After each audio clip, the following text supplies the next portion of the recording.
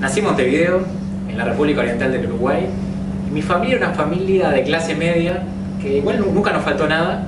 Tengo un hermano más chico, y recuerdo que mi papá era tipógrafo era el trabajo de las imprentas, que ponían letra por letra las páginas de los diarios, después le pasaban la tinta e imprimían las páginas, los miles de páginas de los diarios, uno por uno.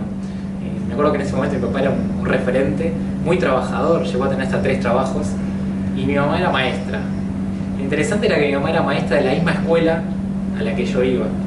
Entonces los hijos de la maestra, que las maestras eran las mamás de nosotros, de los alumnos, éramos populares en la escuela y nos destacábamos porque a veces me paraban y me decían, bueno, vos sos el hijo de Jenny, sos el hijo de la maestra, y como que tenía una excusa para conversar ya con mis compañeros, con mis compañeras. Y en la primaria, que era una escuela primaria pública, me volví popular, me volví el chico popular por ser el hijo de la maestra. Había otros hijos de la maestra, pero éramos muy poquitos.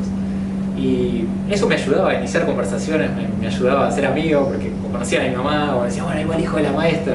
Entonces era como fácil hacer amigos, y de a poco sin querer, porque yo era bastante tímido, era callado, pero no necesitaba ser muy extrovertido, porque ya naturalmente tenía la capacidad de sociabilizar por eso, y tenía como ese prestigio.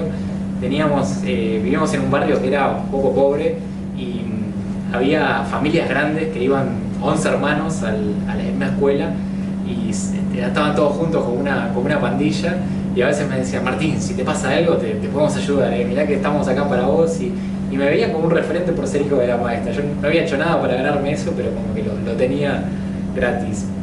Y creo que de chicos se van ya apareciendo algunos de los talentos que después de más grandes empiezan a aparecer en lo que es tu profesión, en lo que estudias. Y a mí de chico siempre me gustó la matemática, y sobre todo, más que gustarme, era bueno en la matemática. Me ponías un ejercicio de matemática, siempre el primero en resolverlo, y era como un talento que tenía. Yo creo que eso después inspiró que haya estudiado ingeniería, la carrera de ingeniería. También era bueno, me gustaba mucho leer, mi papá me había enseñado a leer desde muy chico, y bueno, me sentía bien, la verdad, que siendo el chico popular de la escuela, siendo bastante bueno, leyendo bastante, que de chico que leía, me gustaba mucho leer, tenía amigos, tuve una noviecita también en el colegio. Entonces la verdad que estaba contento, estaba feliz, y esa fue una de mis etapas quizás más felices de mi vida, que me fue muy bien. Con otro compañero salí abanderado de la bandera uruguaya, con los dos porque teníamos las mismas calificaciones, y salí abanderado, que nos turnábamos para cada uno a uno teníamos la bandera, y en los actos patrios salíamos con la bandera uruguaya. Ese yo creo que fue un momento feliz de mi niñez, un momento en el cual sentí que tenía casi todo lo que quería. No era perfecta mi vida, ni mucho menos, pero la verdad que estaba muy bien. Eso duró hasta los 11 años, que en Uruguay son 6 años de primaria y son 6 años de secundaria. Después en la secundaria cambió completamente la situación. ¿Qué pasa?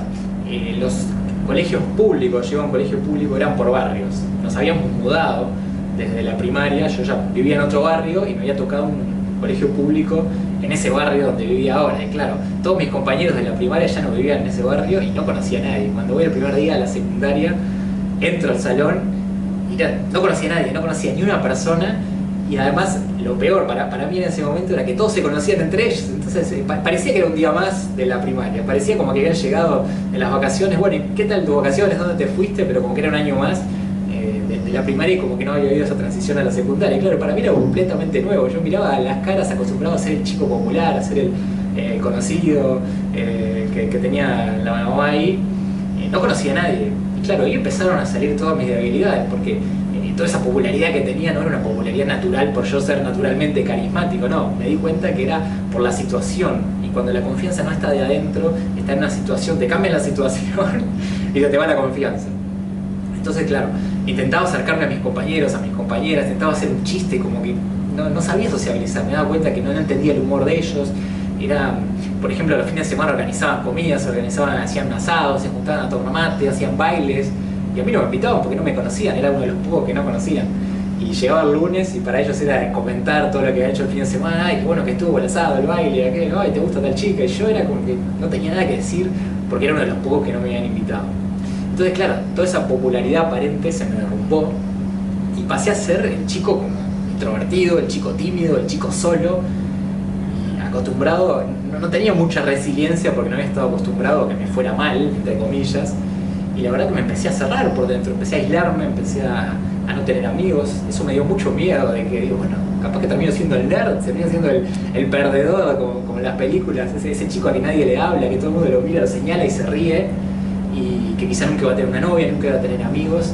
Y la verdad que eso me dio mucho miedo, porque no estaba acostumbrado a esa situación para nada, no había desarrollado ese músculo de la resiliencia de salir adelante de los momentos difíciles, porque no los había tenido. Me acuerdo que después pasó el tiempo, la adolescencia creo que fue la etapa más dura de mi vida, 12 años, 13 años, 14 años, y estaba realmente deprimido.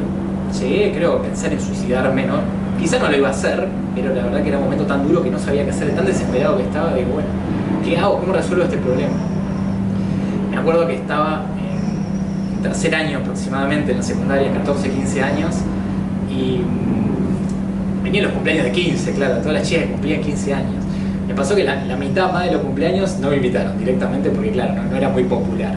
Y los cumpleaños que invitaron, varios me invitaron porque invitaban a toda la clase, en realidad no era porque fuera muy amigo, me invitaron a esos cumpleaños y, claro, iba al cumpleaños, no tenía mucho tiempo, ponía una mesa y, claro, no estaba muy cómodo, quizá había empezado a hacer algún amigo, pero no tanto, no tenía tanta confianza, no me sentía cómodo. Y me acuerdo un momento que era tremendamente doloroso cuando venían las lentas, que en esa época, bueno, cuando era adolescente todavía pasaban lentas, y venían las lentas. Yo quería sacar a alguna chica, tenía varias chicas que quería sacar a bailar las lentas, y no me animaba, pero era tanto que me había cerrado, tanto miedo que tenía, tanto que había vuelto así, tan difícil de sociabilizar, tan introvertido, que en ese momento me acuerdo de la sensación, que tenía como un deseo de decir, bueno, voy a sacar a bailar a una chica, pero como que el miedo se aferraba a mi cuerpo y era como muchísimo más fuerte que mi deseo. Era como que, bueno, si fuera a pelear contra el miedo con un cuchillito y el miedo venía con una bazuca, no había forma de que lo pudiera superar y quedaba paralizado completamente. Me acuerdo que miraba a mis compañeros que iban y sacaban a las chicas que yo quería sacar a bailar, hasta que digo, bueno, aquella aunque sea la saco y también la sacaban a bailar. Pasaba la noche y no sacaba a bailar a nadie, y me acuerdo que después me quedaba lamentando por una semana entera que no había tomado acción. Creo que ahí ese momento duro fue uno de los que más me dio, digamos, esa motivación para decir, bueno, voy a hacer algo para superar este miedo.